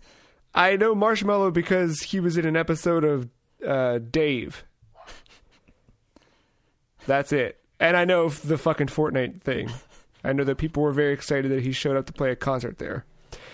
But yeah, I mean, every musician is going to have its own sound. And yes, he does provide a specific sound for Doom, but I don't think that Doom is damned without Mick Gordon. I think it's unfortunate. I think that sucks. But, that is the reality. And it's not like the music's the saving grace of that game. That game just fucking bops. Obviously, the music is super complimentary to making that game feel a certain way, but someone else can also achieve that. And honestly, I think that I don't think anything in Doom Eternal stood out to me. Maybe it's just because it was more of the same, but the Doom 2016 sound, for sure. But Doom Eternal, I don't think... I might be dismissing it a little bit, but I don't know. Yeah, I mean, nothing really stood out to me either. I mean, like... It was definitely good. Like, I'm not going to say it was bad, but like, I don't know. I don't know. All right, it is time for Jason Dill's skateboarding video game news roundup. Professional skateboarder Jason Dill said on a podcast this week, there's a new Tony Hawk game coming out. It's another one you can take a peek at the video and hear what he has to say specifically, but... he kind of candidly says that he's in a new Tony Hawk game and that he got one of his boards put in the game because it's badass and it'll be out this year. And then I think it was on a different episode of a podcast, or may have been the same one, but he also says that he was contacted by Electronic Arts about remastering Skate 3 for mobile. Someone reached out to him and said, hey, do you want to make this game? And he said, well, what else are you doing? And they said, no, that's what we're doing. We're making Skate 3, we're remastering it, putting it on mobile. And he said in some strong words, I'm not going to do your game. Just make Skate 4. That's what corporations have to do, is do something for the people, then the people will give back. That kind of thing. You can read his words or go hear them if you so choose. But he very strongly declined participation in the game. He said, good luck with your Need for Speed 29 or whatever the fuck. So, do you think that we see Skate 3 remastered or Tony Hawk 2020 at any of these summer events? I know Activision is on the board for Jeff Keighley's thing. I mean, Tony, that's tough. Because I don't know if it's something, I don't know, I don't know. I feel like I would get excited. I don't know. How would you feel if, like, well, obviously not going to be on a stage, but, like, it gets past you see this trailer, and you see, is Neversoft even a developer anymore? They've got folded up, right? They make Call of Duty maps now. They're probably working on Warzone for you. Yeah. So. Thanks. Like, I don't know. Like, I don't even know if, like you can use that developer for Tony Hawk or not. But, like, I don't know. Like, I'm trying to think, like, trailer starts, you see someone skateboarding, and you see the logo, some kind of logo for Tony Hawk, and it's like a teaser. Like, do you even get excited for that? Yes, I can feel the excitement in my gut. Like, I do too, but I'm just... It's after the trailer's over. It's when the trailer's over when I start going, okay, well, hold on a second. Because here's the thing. If they come out and they play fucking Marshmallow, and they don't play Police Truck by the Dead Kennedys, then we have a problem. So, you might get that. Oh, that's what I'm saying, dude. About. A good Tony Hawk game needs a fucking bop of a soundtrack that, it needs to be, like, influential's probably a strong word, but, I mean, that is like, those game soundtracks are iconic. Just, like, I have them, you know what I mean? Like, saved separately as playlists on my phone, still listen to them all the time. And they influenced so much of my musical taste growing up anyway. So I think the music needs to be fucking on point. And I think that it's really, like, I don't care if they make an ugly game. It needs to feel right. There's a certain something about that engine that they use specifically that they did not do right when they did the HD remasters back in 2012 or 13 or whatever the fuck that was. Well, they further fucked it up, and with what 5? Was it 5 or 6? We don't talk about 5. No, well, I'm just, I remember that when you're... Well, 5 was different because 5 was started as a mobile game, and then pretty late in the development cycle, Activision said, whoa, we need this to go on consoles, and you have a month to do it. 5 was a mess. But that HD remaster thing they did where they kind of brought together the old levels for the modern era, that was the part that was kind of, it didn't feel right. It, like, looked the same but didn't feel at all the way it should.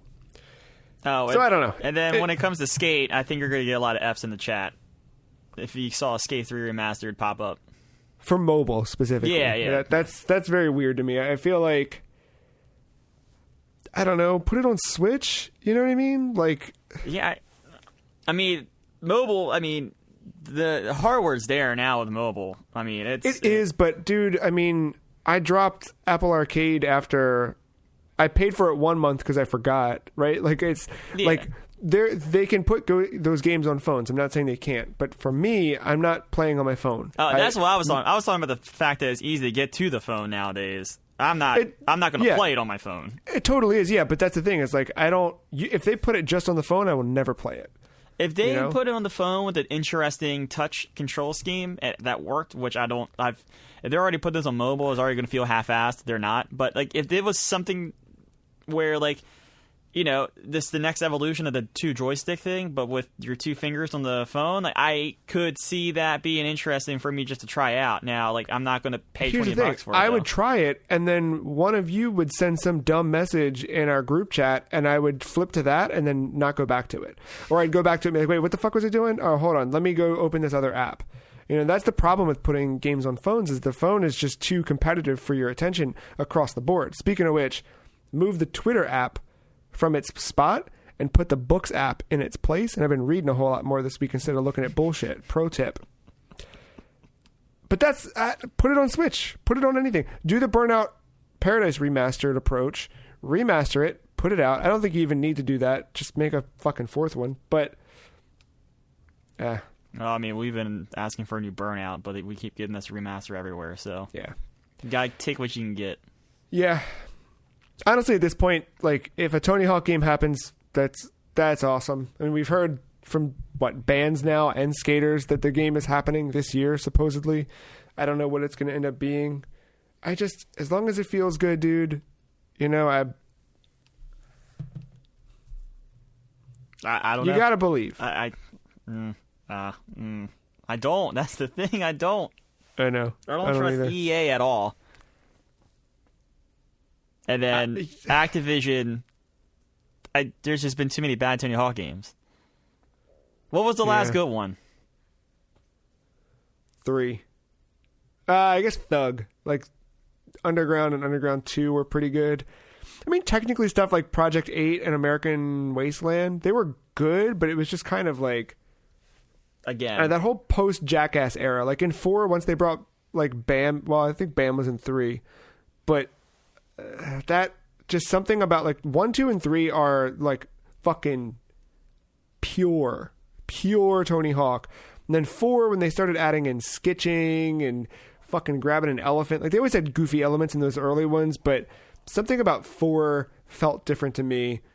And then Underground did a different thing where you became the skater and it was your story and that whole thing. That was a good ass story too. Yeah, it was really good. But then they kind of tried to go back to the pro skater thing without the pro skater name, but keeping some of the open world Thug stuff. They just kind of like lost their footing. The soundtracks weren't as good. They were still fine, but just not all the way. Not Marshmallow. I don't know. Yeah, no Marshmallow. So, fuck. Epic, speaking of, has updated Unreal Engine to support next-gen development with update 4.25, so developers can start building and shipping games for PlayStation 5 and Xbox Series X. You think that, obviously, like, current circumstances are a little weird. People are working from home. Do you think we see this heavily impact software? Phil Spencer said as much during an MSNBC interview this week or last week, or I don't remember when it was, but talked about how the hardware's still on track, Halo's still on track. It's the third-party stuff that we might see start to slip. How do you feel? This is the thing, like, the work, I just don't know how much different it is, like how the work at home slows it down or whatever. Going back to that Call of Duty article from earlier we talked about, they mentioned about working at home, and they said that it's so familiar to them because you have Raven Software and Infinity Ward. Like, they're in different offices, so they're already kind of like communicating the same way, doing not Skype, but like Teams calls or something like that. So like they're so used to working like that, it's kind of like just doing it at home now. They said the one thing is because I think it's Infinity Ward or one of the developers, one of their offices is in, like, there's some people that live like countryside, like in Europe or whatever, and they don't have the best internet access, so that kind of affects them, and they don't want to like drive, of course, to the studio. So like that's more affecting them right now than anything. But just the dynamic of how to work with this, they're already doing. Yeah, I mean, I've been working from home obviously, and I think we adapted pretty easily, and I think that. It's definitely... my fear is, like, we talked before about dev kits. Like, you're not going to send a dev kit to somebody's house, probably.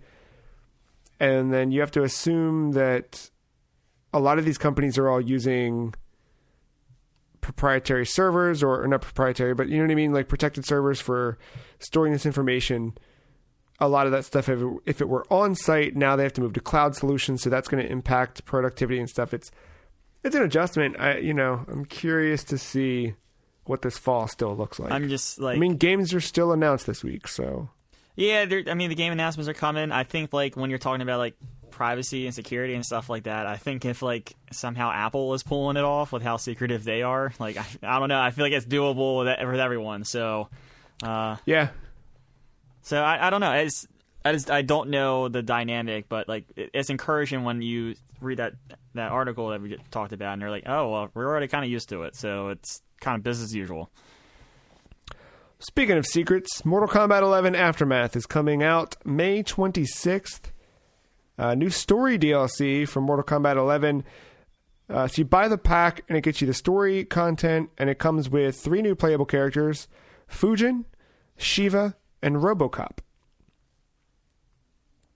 Did not see that come. Dude, when they first cut to that like police scene, I screamed. I was like, Stryker! Fucking RoboCop. It's fine. Just, I want Stryker.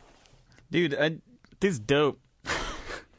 Yeah, I mean, I did not expect them to pick up that thread of where Mortal Kombat 11 left off a year later with, like, this is fucking cool. So this is tiered pricing depending on whether or not you own the base game and or the combat pack of the first round of characters. If you own nothing, $60 gets you everything. If you own the base game, I think it's $40, gets you this plus the combat packs of the first 6 fighters and some skins. And then if you already own the combat pack in the game, then this is $30. And you get skins, the 3 new characters. Everyone, regardless of buying anything or not. The game's also adding in friendships, which is a long requested addition to the game. Stage fatalities will be back for the first time in a while, and they're going to add new stages, which will all be free for Mortal Kombat 11 players. I kind of want to re-download it because I cleared it off my PS4 a long time ago to make room for whatever the hell else. But I just want to play the story. I don't know if it's going to be like a 2-hour thing or 6-hour thing. That's going to be part of it. But like the Mortal Kombat story is fucking nuts. Yeah. And the fact that they're just like, oh, we got to go back in time this time. It's like, all right, they are not afraid to fucking just hit reboot at any moment. Yeah, no.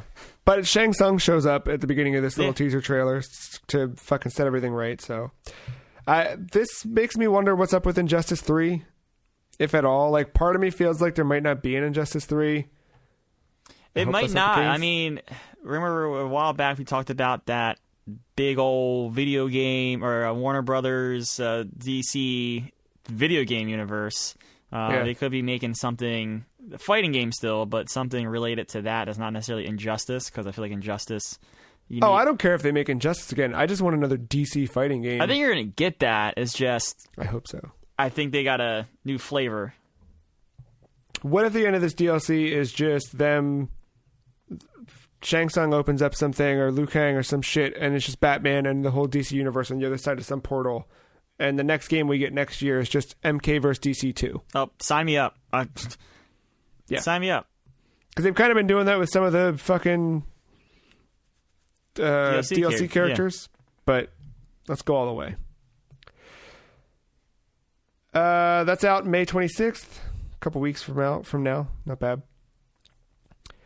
Out now, new DLC for Star Wars Jedi Fallen Order unlocks cosmetics and new combat challenges that can be accessed through meditation points. Is this something you'll return to the game for, or something that would have been cool for a first-timer? I thought about it, but I don't feel like getting back into that right now. Some Star Wars thing will come out that will get me jazzed about Star Wars again, and then I'll play it. But yeah, the combat is fun in that, and I'm like, if the right fighting scenarios, it could be real good. So at least it's free. That's pretty cool. It came out May the 4th, right? Yes. Nice. I think you got new lightsaber colors too, so if you're into that, then sign yourself up. I'm just trying to avoid saying the franchise name one more time. We've said it twice now, so if we say it a third time, I think Disney charges us. So we got to cool it. Wars of Stars. There you go. Gears of Stars. Gears of Stars. You can now watch a story trailer for The Last of Us Part 2. I did not. Did you? I did. And? It's fine. Okay. More. I saw it and I was like, we're a month out. I'm good. More Ellie. A little more Joel. Yeah, the screenshot of it is Joel playing a guitar. Everybody's just playing guitars in that game. Is that game just fucking Guitar Hero 3, 7, whatever the fuck? It's just the DLC, the Animal Crossing. KK Slider's gonna pop up. All right, perfect. Play. There's no memorable song from The Last of Us I can think of name-wise. Never mind. I was gonna call it KK. KK Apocalypse. I know KK the main Clicker. menu music. I don't know the name of it. The curtain. Matt, quick question before we move on to our final stories. What is gameplay? Is when you play the game. Okay, so what if we just show you a video? Is that gameplay? I mean, it's just of stuff. I mean, sure. Gameplay usually involves of someone controlling a character or characters or something, but the person as playing the game being in control of the situation. All right. I think you got a pretty solid definition there. Apparently not the same case for Xbox and Ubisoft. There was an Inside Xbox this week, Thursday, that showed off some third-party games. A couple game announcements, a couple things looked cool. Anything stand out from that for you? That first game, I thought we were going to lead off with a banger, so I was thinking, all right, Titanfall, or has Call of Duty flipped ship again and is now on back on Team Microsoft? I don't know. And then it was something brand new, so I'll keep Was that Bright Memory Infinite? Is that the one? That sounds familiar. Yep. Yeah. Oh, and Yakuza. Always, yeah. Yeah, that one looks really cool. I think Medium stuck out to me. Kind of creepy. Scorn. I know Ben and I have been talking about Scorn for years, but that was cool. Vampire the Masquerade Bloodlines 2. Oh, yeah, I forgot I was there, yeah. Holy shit, dude. Yep. Oh, and then you got the car game. You got your car game. Fuck yeah, man. Dirt 5. You've also... So a lot of these, many of these, I won't say all, but many of these are also being... They will release this year with what Microsoft is calling smart delivery, where you buy the game once and it will, whichever platform you're playing on, it will know what you're playing on. Things will change, CPU usage will change, graphical output will change. But most importantly for consumers, you buy it once, you have it, whether you have an Xbox One, an Xbox One X, or an Xbox Series X. Unless you're buying Madden. It's a little bit different there. So EA announced in a press release after this that it is the one title out of the smart delivery announcements that will not really, it's not actually taking advantage of smart delivery. You must purchase Madden 21 on Xbox One by December 31st, 2020, and upgrade to an Xbox Series X by March 31st, 2021 to take advantage of what they're calling a deal. Everybody else seems to be playing on board, except for EA in this time. I did dig back a little bit and look to see, what did it look like back when we did the PS3 to PS4 thing? It was limited time back then as well, and it was a voucher code, and it was kind of different. So you would buy the game, you'd buy Assassin's Creed on the PS3. Mm-hmm. If you wanted to upgrade, you had to pay a fee, put the disc in, and leave the disc in while playing on PS4. It's a little bit different, but it seems like smart delivery is probably the way to go. Unless you're EA. Then why bother? Yeah, because Black Flag was the one that came out in that series. I remember Battlefield. I think Battlefield was a $20 charge up. Then that's EA. Yeah. It's scummy. Also, fuck that Madden reveal. That was nothing. Yeah, it's just a dude sitting on a couch and you got to see... Hey, at least they did show some HUD as opposed to Assassin's Creed Valhalla, which... So we made the gameplay joke at the beginning. If you didn't see this, the Xbox... Inside Xbox, it was stated prior to the episode going up that we would be seeing the first look at gameplay from Ubisoft's upcoming Assassin's Creed Valhalla, and we did not see that at all. And these days, I think more than just, people that... More people know about this than not, right? Like, it's not something you can easily get away with, especially with the way that everyone just is always screaming in comments and then reacting to each other in comments. It's very quickly for someone to point something out, and then all of a sudden, everyone is... Yeah, I mean, just listen back to us, last week, right? We got the news of this, and I was talking about, we're probably going to see System UI. We're talking. You said about will we see Halo, and I said probably not a big reveal. You might see some multiplayer, but you're not going to know the open world, not open world. We're talking about all this stuff, and then 40 hours later, Xbox came out and said no first party at this. Yeah, no first party, just third party. Once I got first party in July. Once I got that, I tempered back those expectations a lot. A lot, and then they also, but they closed it with saying no first party, but we're going to see some third party titles, and we'll see third party titles, how developers are taking advantage of smart delivery, and we'll take a look at the first gameplay of Assassin's Creed Valhalla. So my thing is, who fucked up this? I don't know. So Aaron Greenberg, he's the marketing general manager for Xbox Games, responded saying that Microsoft set some wrong expectations about what would be shown, and adding, "That's on us." He kind of added and said, "Had we not said anything and just shown May Inside Xbox show like we did last month, I suspect reactions might have been different." He wrote this on Twitter. "Clearly we set some wrong expectations, and that's on us. We appreciate all the feedback and can assure you we will take it all in and learn as a team." Then you had the creative director of Assassin's Creed Valhalla, Ashraf Ismail, said, "You rightfully expected to see more today. We have a long marketing campaign ahead of us. You will see in-depth gameplay and get a lot more info about the game. Thank you for your excitement and passion. Be patient with us and be kind. It will be worth it." You know what I bet? I bet in conversations they said, "Hey, we're going to get you a gameplay trailer, something that looks good, blah, blah, blah." And then something fucked up.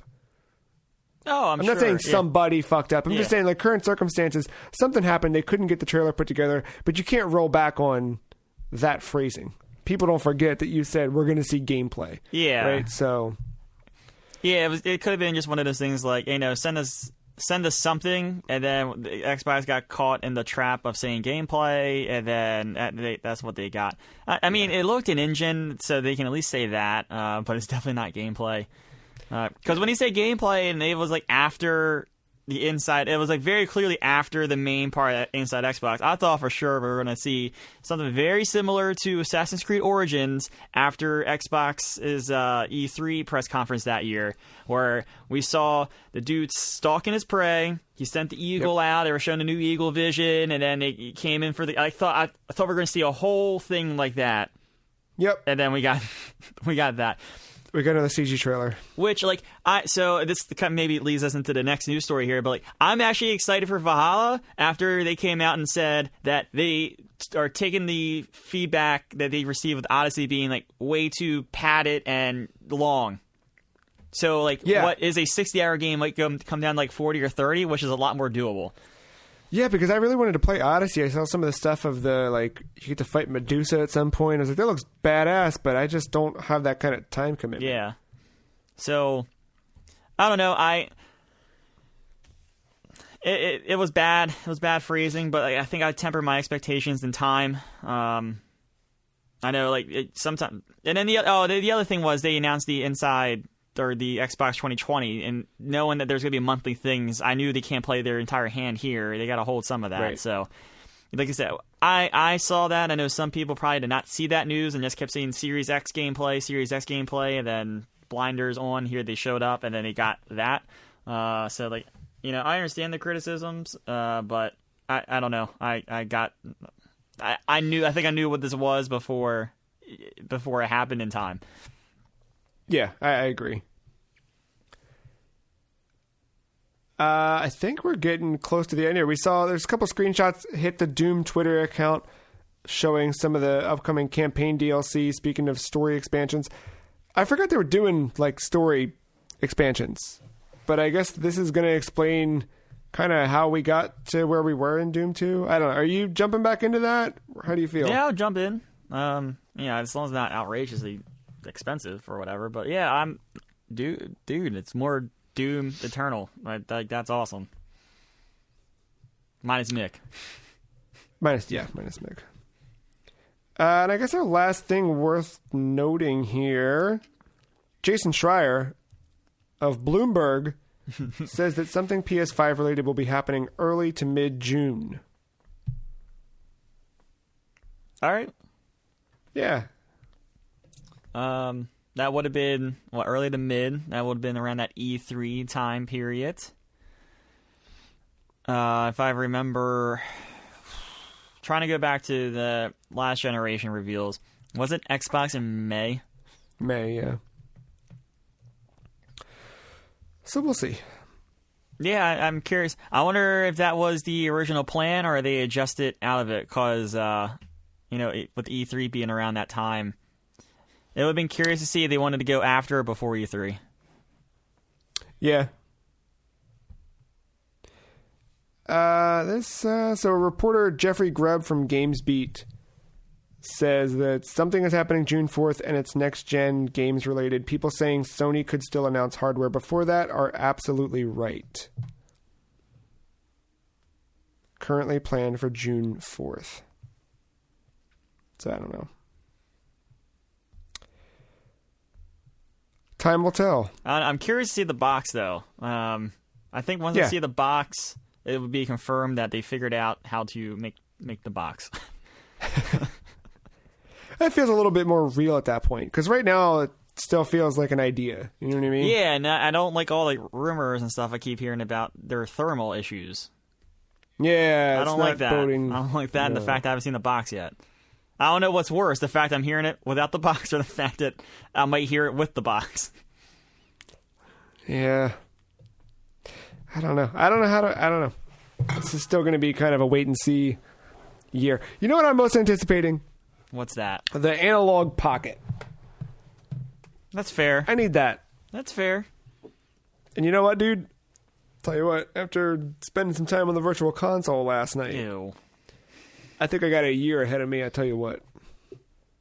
Dude, there's new shit coming, man. There's new shit. There's too much old shit I haven't played. There's new shit. Dive into some Sin and Punishment this week. I don't know if I'm going to go to another Zelda game so quickly or if I'll try something else on.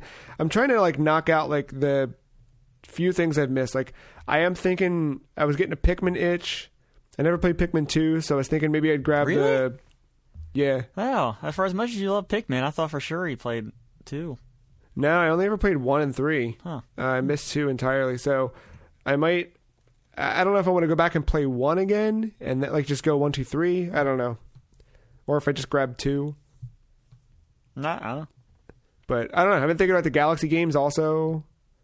Just, give this Wii U some loving, Ew, God. Out here in 2020. Sounds gross.